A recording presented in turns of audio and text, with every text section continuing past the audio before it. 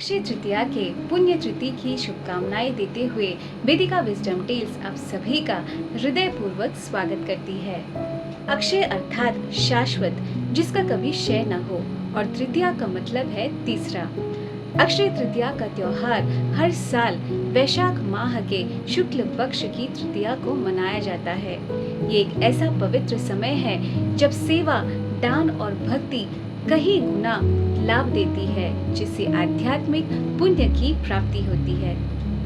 ऐतिहासिक रूप से लोग अक्षय तृतीया पर सोना खरीदने में निवेश करते रहे हैं, क्योंकि सोने ने अपना मूल्य बरकरार रखा है और समय के साथ इसकी कीमत में लगातार वृद्धि हुई है। हालांकि निवेश धर्मार्थ दान या दान के रूप में भी हो सकता है, जहां देने वाला और पाने वाला दोनों को लाभ होता है। शिक्षा, गाय की देखभाल और शिक्षा वृद्धों का समर्थन करने के लिए दान करने से सभी को अधिक लाभ मिल सकता है।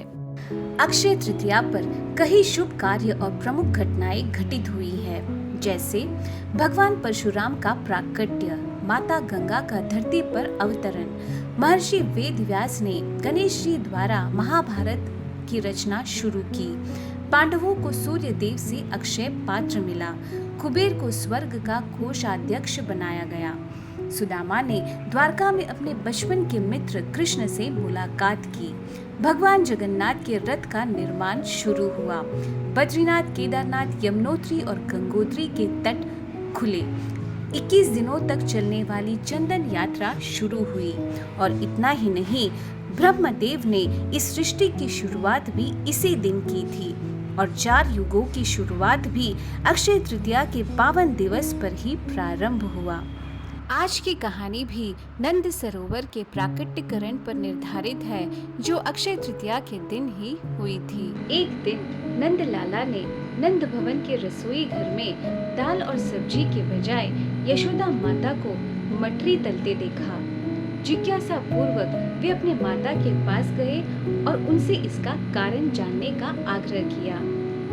नंद बाबा एक तीर्थ यात्रा पर जा रहे हैं और ये सारी तैयारियां उसी यात्रा के लिए की जा रही है।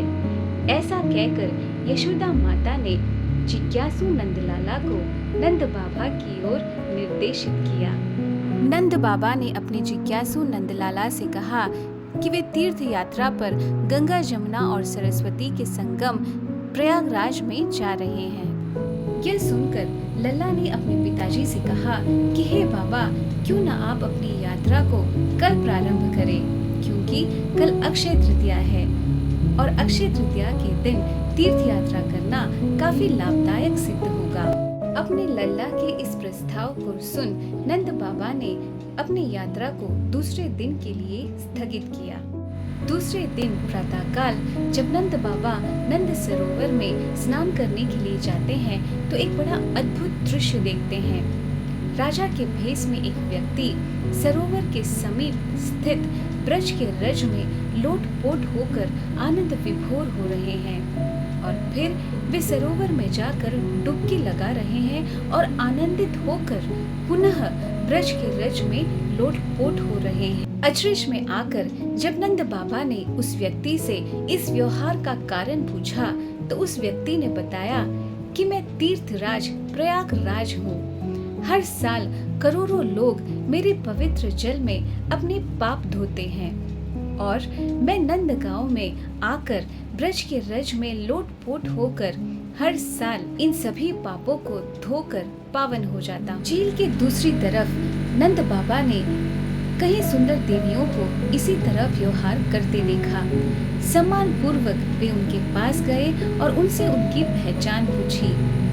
नर्मदा, गोदावरी, गंगा, सरस्वती ऐसे पवित्र जलों के नाम लेकर उन सभी देवियों ने अपनी पहचान बताई।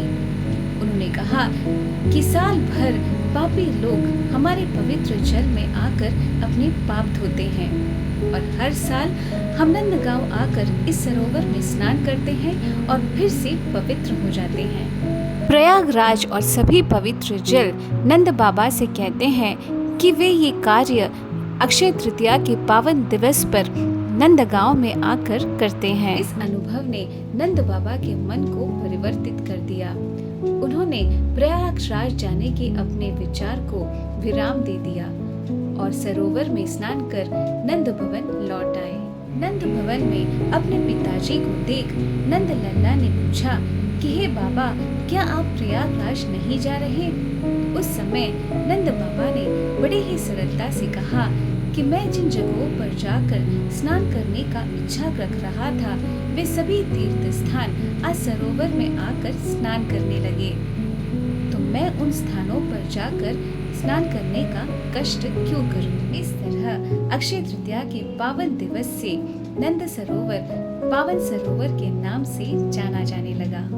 तो आज की कहानी हमें वृंदावन की पवित्रता को पहचानने का महत्व सिखाती है और नंद महाराज का यह एहसास कि विश्व की सभी पवित्र जल अपने शुद्धिकरण करने हेतु वृंदावन में आते हैं, इस विचार को रेखांकित करती है कि कृष्ण और कृष्ण से जुड़ी हुई दिव्य चीजें पवित्रता प्रदान करने का एकमात्र स्तोत्र है। इस संसार में सब कुछ नश्वर है सिवाय कृष्ण भक्ति, जो शाश्वत, अविनाशी और अक्षय है।